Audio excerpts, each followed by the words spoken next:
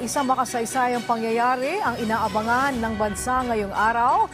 Ito ay ang nakatagdang keynote speech ni Pangulong Ferdinand R. Marcos Jr.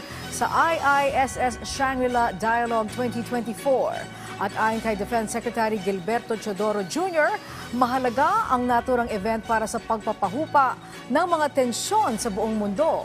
Mula sa Singapore, ang sentro ng balita mula kay Kenneth Pasyente, live. Yes, Angelique, kasado na nga ang pakikibahagi ni Pangulong Ferdinand R. Marcos Jr. sa Shangri-La Dialogue 2024 dito sa Singapore.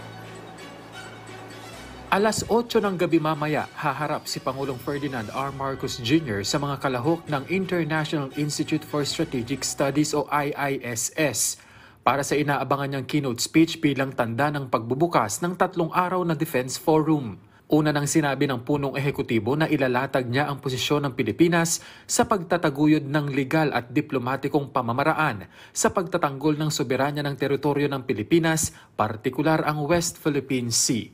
Naanya ay mahalaga bilang lagusan ng kalakalan hindi lamang sa Indo-Pacific region kundi pati sa buong mundo. Sa pahayag ni Defense Secretary Gilberto Teodoro, iginiit nito ang kahalagahan ng naturang forum para mapag-usapan ang iba't ibang issue at hamon, gayon din kung paano matutugunan ang pagpapahupa sa regional at international tensions.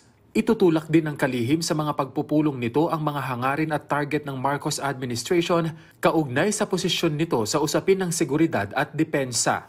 Magkakaroon din ng pulong si Teodoro sa counterparts nito para sa diskusyon ukol sa strategic concerns ng Pilipinas at ng ibang mga bansa. Bagaman inaasahang bibigyang bigat ng Pangulo ang posisyon ng bansa kaugnay ng West Philippine Sea sa naturang forum, una nang sinabi ni Philippine Ambassador to Singapore Medardo Macaraig na hindi naman ang mga nakalipas na insidente sa WPS ang naging pangunahing dahilan ng pag-imbita sa Pangulo para maging bahagi ng IISS. Bago naman ang pagdalo ng punong ehekutibo sa Shangri-La Dialogue, una na siyang nakipagpulong kay Singapore President Tharman Shanmugaratnam. Sinundan niya ng bilateral meeting kasama si Prime Minister Lawrence Wong. Paraan ito para mapagtibay pa ang kooperasyon at relasyon ng Pilipinas at Singapore sa ilalim ng bagong liderato nito. Magkakaroon din ng pulong ang Pangulo kay Singapore incoming Senior Minister Lee Hsien Loong mamayang alas 4 ng hapon na siyang nangumbida kay President Marcos Jr. na muling bumisita sa Singapore. Alas 6 ng gabi ang bilateral meeting ng Pangulo kay Republic of Lithuania Prime Minister Ingrida Simonite.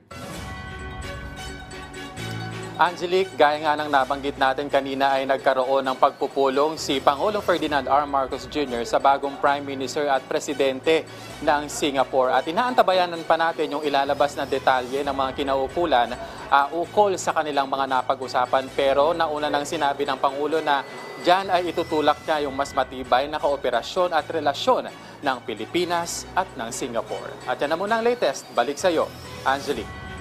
Maraming salamat sa iyo, Kenneth Pasyente.